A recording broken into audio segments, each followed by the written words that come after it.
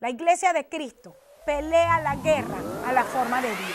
Y nosotros para eso tenemos los decretos gubernamentales. Y no podemos seguir tímidos, ni podemos seguir pidiendo permiso ni perdón por decir lo que tenemos que decir y hacer lo que tenemos que hacer. Mayor es el que está conmigo que el que está en contra de mí. Así lo decía David: Señor, consume a tus enemigos. Nosotros necesitamos hacer las declaraciones correctas, dar el testimonio de Dios, declarar que somos más que vencedores. Porque llegó el momento, ya llegamos al punto máximo donde la iglesia de Cristo tiene que decretar lo que el maestro. Nosotros caminamos con una conciencia limpia, con una declaración limpia, creyendo lo que dice el Señor, diciendo lo que dice el Señor y caminando en lo que dice el Señor. Es importante que nosotros vivamos y subamos a un nuevo nivel de gloria. Hola, bienvenido a tu programa Caminando con Dios. Yo soy la pastora, profeta Corey Gómez, pastora en la iglesia Avance Global, junto con mi esposo, el pastor Luis Gómez. Estamos agradecidos al Señor del tiempo que nos ha correspondido vivir, de la palabra que Él nos ha entregado para entregar al pueblo de Dios en este tiempo. Es para nosotros un privilegio poder hacerlo y estamos en este momento agradecidos también al Señor por la oportunidad que tú nos das de poder entrar a tu casa y compartir contigo. He estado compartiendo contigo en estos últimos días una serie que he titulado La Gloria Postrera. Es un tema, te decía en algún momento, que realmente el Señor ha estado poniendo en mi corazón para determinar cuáles son las características de eso que Él está trayendo en este tiempo. Mucha gente está perdida buscando algo que no va a encontrar porque lo anda buscando en una terminología y en una codificación que dejó de ser hace mucho tiempo. Estamos llamados tú y yo como gente de Dios a ser transformados en nuestra mente, a ser transformados en nuestra manera de pensar para que nuestra manera de vivir sea cambiada. De tal manera que entonces esta transformación en nuestros paradigmas nos posicionen de tal forma que podamos comprobar cuál es la voluntad de Dios agradable y perfecta. El tema, la gloria postrera, intento con este tema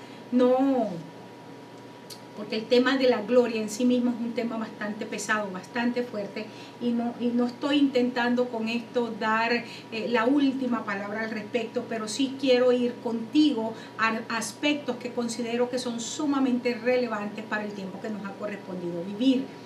Mientras tengamos el programa al aire, puedes llamarnos 713-408-3068. Hay gente que está esperando por tu llamada para orar por ti. Y sobre todas las cosas, hermanos, nosotros creemos en la oración de acuerdo para que las cosas vengan a nacimiento. En el programa pasado, quedé justamente en un pasaje, estaba hablándote de Ageo, capítulo 2, verso 4, una palabra que el Señor le dice a Zorobabel, en un momento donde Dios hace una pregunta a través del profeta, y le dice: ¿qué pasa con ustedes que han visto la primera gloria? Cuando comparan lo que yo estoy haciendo en este momento, en este templo, ¿qué es lo que están viendo? ¿Verdad que les parece como que fuera nada, como que tan insignificante?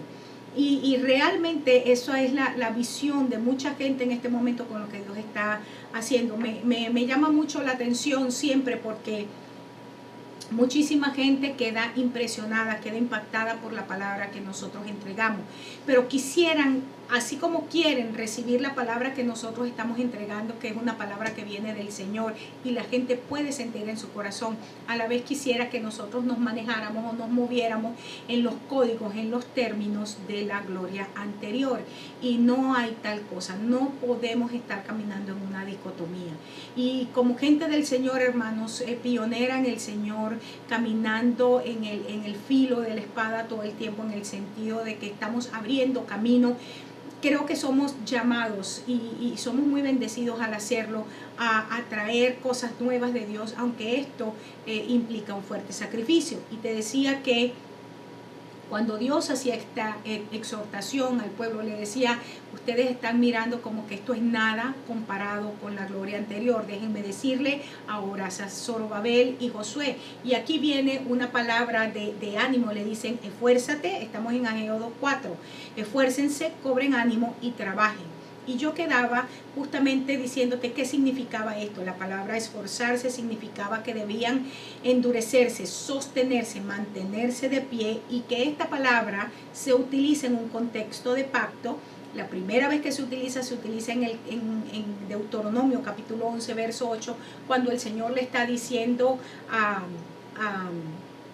al pueblo y a Josué que guardaran los mandamientos para que fuesen fuertes y pudieran tomar el territorio. Una de las cosas que tú y yo necesitamos entender es que si esa capacidad de esforzarnos, de hacernos fuerte internamente, mantenernos en pie en medio de las dificultades, esa capacidad solamente puede venir por la palabra del Señor. Y esa capacidad es lo que nos habilita a la vez a poder poseer los territorios que Él nos ha entregado en sus promesas. Decía también que la segunda palabra que encontramos, trabajar, esa palabra es muy interesante, es la palabra asá. Y es una palabra que significa aprovechar, cambiar, construir, consumar una obra. Y tiene 4 cosas importantes que daban eso. Quiero solamente mencionártelas para entrar al nuevo punto. La primera cosa que implica la palabra asá, que traduce trabajar allí en el contexto de Ageo, capítulo 2, implica en primer lugar abrirse camino aunque no hay camino.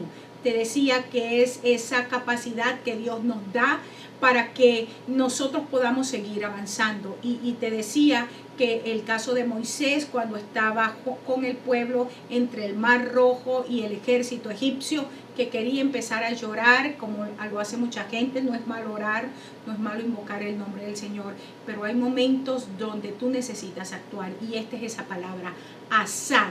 Abre camino aunque no haya camino. Y el Señor le dice: ¿qué es lo que tienes en tu mano, Moisés? ¿Qué fue lo que yo te entregué? ¿Con qué te habilité? Y él dijo: con una vara. Y la vara es la representación de la autoridad y del poder de Dios. Utiliza la autoridad que te he entregado. Utiliza el poder que te he dado para abrir camino donde no hay camino. Conocemos la historia, conocemos que Moisés extiende la vara y el mar se abrió y ellos pudieron pasar en seco. La segunda cosa que implica la palabra asá significa administrar adecuadamente los recursos que Dios nos ha provisto. Te decía que el momento en el que Zorobabel se encontraba era un momento donde habían regresado del cautiverio. El pueblo que había venido estaba cansado, estaba enfermo, estaba desanimado, no tenía recursos. Eran muchísimos años que habían vivido en el cautiverio. No tenían para poder llevar adelante esta encomienda que era tan grande, de tal magnitud. Sin embargo, el Señor le dice: trabaja. En otras palabras, hay recursos que te he entregado que tienes que aprender a administrarlos correctamente. Y te citaba un pasaje que dice la Biblia que en la casa del pobre hay mucho recurso, pero se pierde por falta de entendimiento. Y no tiene que ver solamente con recursos financieros o cosas, sino que tiene que ver con recursos en general. Y el entendimiento tiene que ver con qué es lo que el Señor está poniendo en tu corazón. Pero se pierde en la casa del pobre porque el pobre allí es pobre de entendimiento, pobre de revelación. La tercera cosa que implica esta palabra asá significa guerrear con estrategias divinas, de tal manera que desalojemos al enemigo de nuestra tierra. Y esta tierra nos ha sido entregada por posesión, y es sobre esa tierra que tenemos que traer el orden de Dios. Hace unos días para acá, una de las frases que el Señor me ha entregado y que he estado declarando en oración es: multiplicad y fructificad. Una de las cosas que yo he podido entender en estos últimos días, que por cierto voy a compartir con ustedes una serie al respecto, es que cuando el Señor nos asigna o nos posiciona en un lugar, porque Él allí quiere, es porque allí quiere que nosotros fructifiquemos, multipliquemos, sojuzguemos la tierra, traigamos el orden y llenemos esa tierra. Y esto es muy importante porque es cuando somos posicionados En otras palabras, yo tengo que asegurarme que estoy plantado en la viña que el Señor me ha plantado. Y no porque yo me planté allí, no porque yo la quiero para mí porque me pareció muy buena, sino porque es el lugar que el Señor me entregó. Entonces, cuando estoy en ese lugar, cuando yo sé que es Dios el que me entregó ese lugar, yo tengo la autoridad, tengo la habilidad inherente en mi sustancia interna para multiplicar, para fructificar, para sojuzgar, para traer orden a esa tierra y para hacer que esa tierra se llene. Y esto es lo que significa la palabra trabajar, es guerrear con la estrategia divina, pero la estrategia divina viene por la palabra de Dios. La misma palabra de Dios que te asigna es la misma palabra de Dios que te capacita, que te habilita, que te da la destreza para que tú hagas lo que Dios te ha encomendado hacer. Y finalmente esta palabra asá significa que debemos sacrificar lo que somos, mucho de lo que somos, para poder ver los propósitos de Dios establecidos. Te decía entonces que la palabra, cuando Pablo allí en Efesios, en Romanos capítulo 12, verso 1, dice que ofrezcamos nuestros cuerpos como sacrificio. Esa palabra cuerpo es la palabra soma, que se traduce en muchísimos momentos como alma, pero esa palabra soma tiene que ver con el cuerpo como un todo, como el instrumento de vida. Y esta es la razón por la que Pablo puede decir que con Cristo estoy juntamente crucificado. Ya no vivo yo, sino que vive Cristo en mí. Y lo que ahora vivo en la carne, en el soma, entonces lo vivo en la fe y en la esperanza del Hijo de Dios que me amó y se entregó a sí mismo por mí.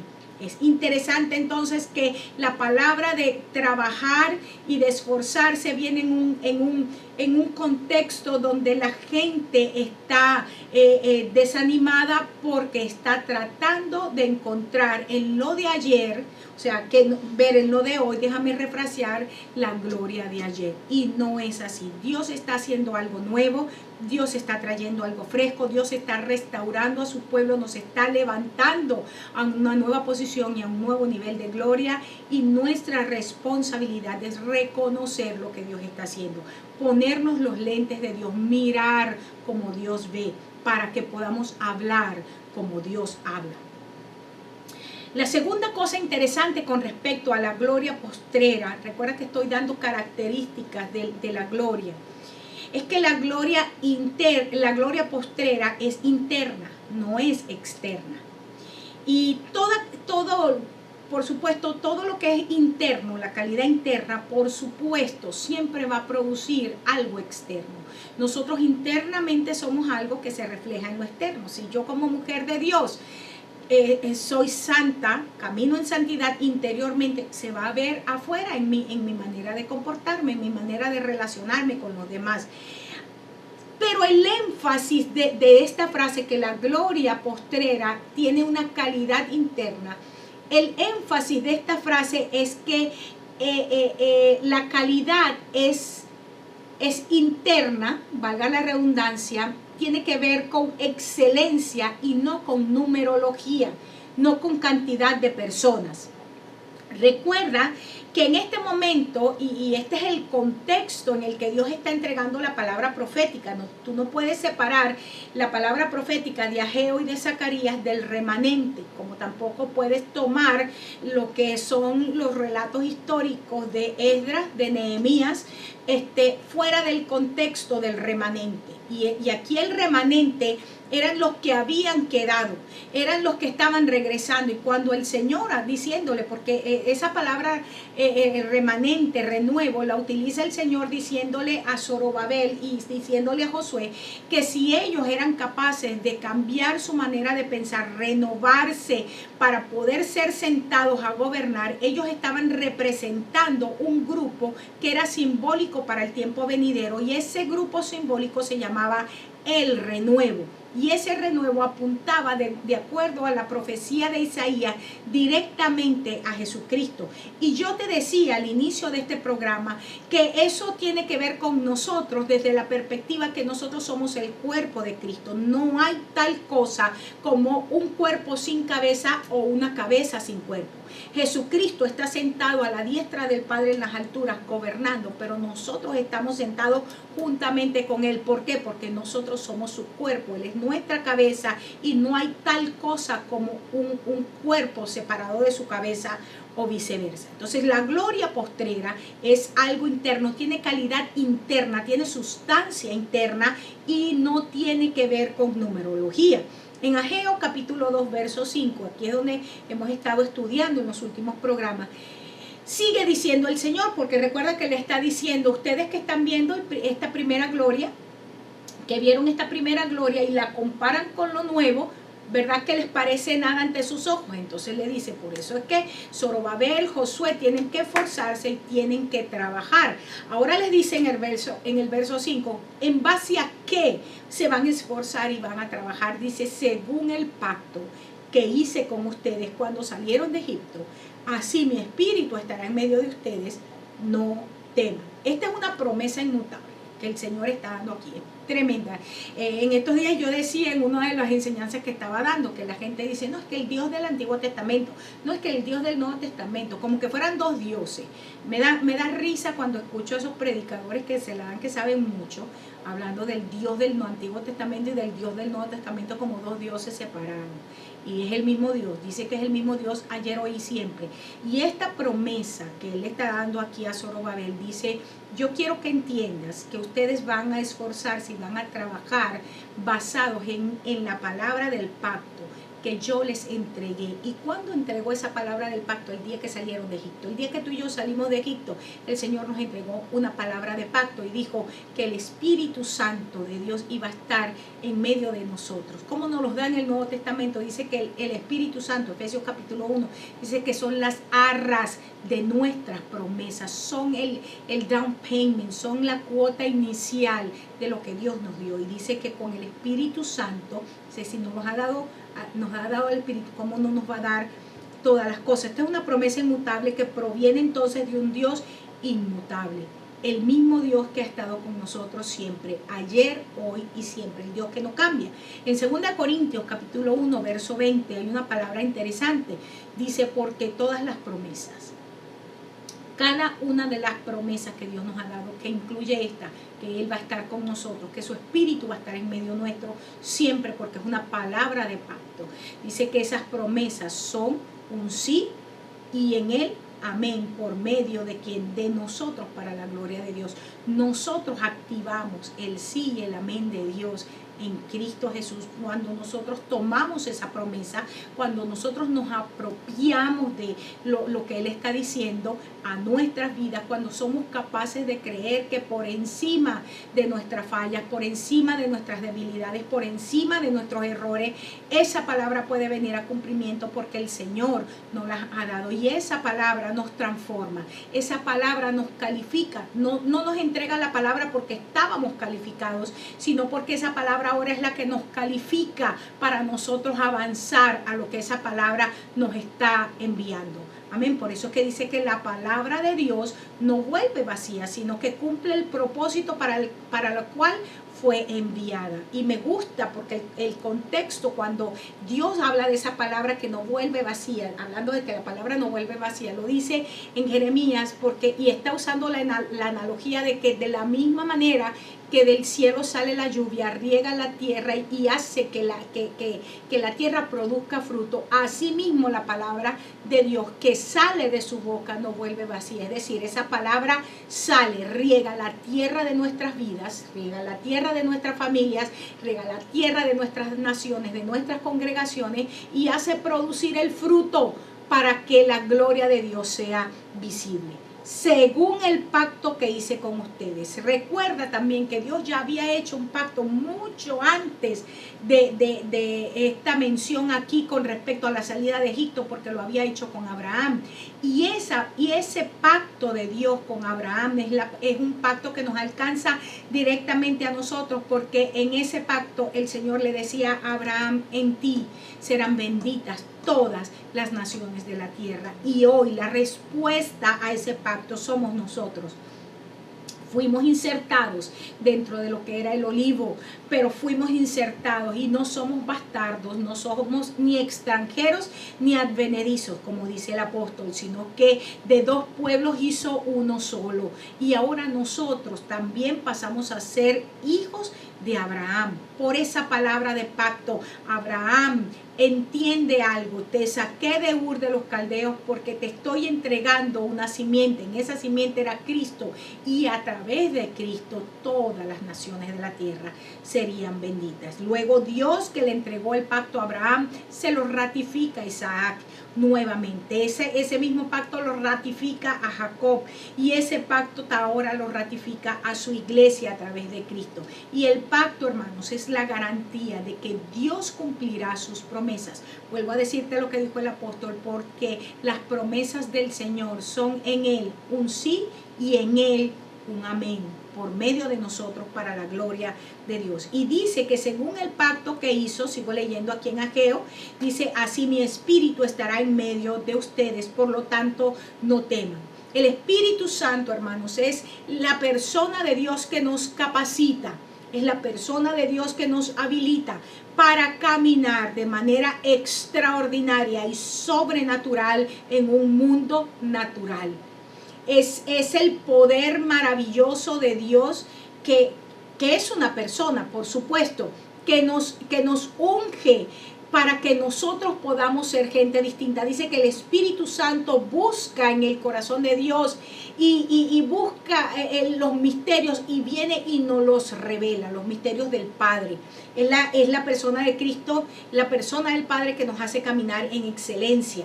Juan capítulo 14, verso 26, hablando del Espíritu Santo, dice que el Consolador, entonces dice que el Consolador es el Espíritu Santo, a quien el Padre enviará en mi nombre, en nombre de Jesús. Él nos va a enseñar todas las cosas y nos va a recordar todo lo que Él ha dicho. Cada una de las promesas son recordadas en nuestra vida, son establecidas en nuestra vida por la obra del Espíritu Santo. Bendito sea el Señor. Y la tercera cosa que significa la gloria del tercer día es que la gloria del tercer día es mayor que la gloria primera. Fíjate cómo lo dice aquí en Ageo capítulo 2, verso 7.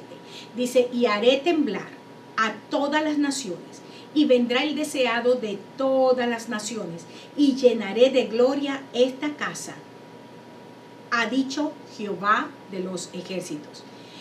Las últimas horas, hermanos, del día anterior, de la gloria anterior, que fue el mover de Pentecostés en nuestro tiempo presente, en el caso de Zorobabel, tenía que ver con el templo de Salomón.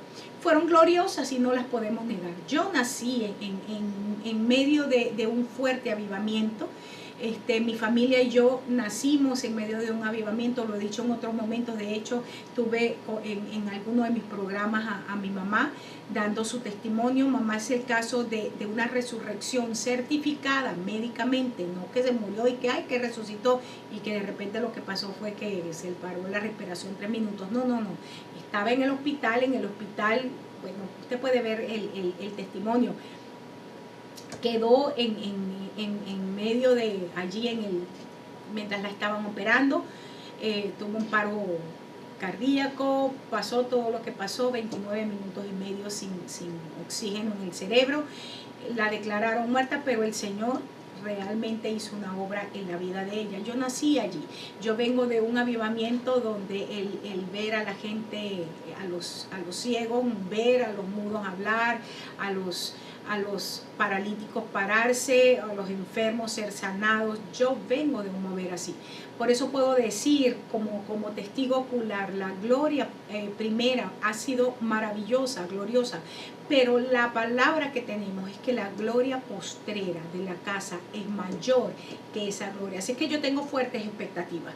Y yo decidí un día no ser como los ancianos de Israel en el tiempo de Zorobabel, que por estar comparando lo que Dios había hecho anteriormente anteriormente se quedaron allí y trajeron desánimo al pueblo. Por el contrario, he declarado y he caminado en mi vida, he querido pagar el precio para que Dios transforme mi mentalidad, para que Dios cambie mi manera de pensar, mi manera de vivir, de tal forma que yo pueda convertirme en la boca del Señor, como le dijo Dios a Jeremías: si entresacas lo precioso de lo vil, te conviertes en mi boca, serás como mi boca, dice el Señor.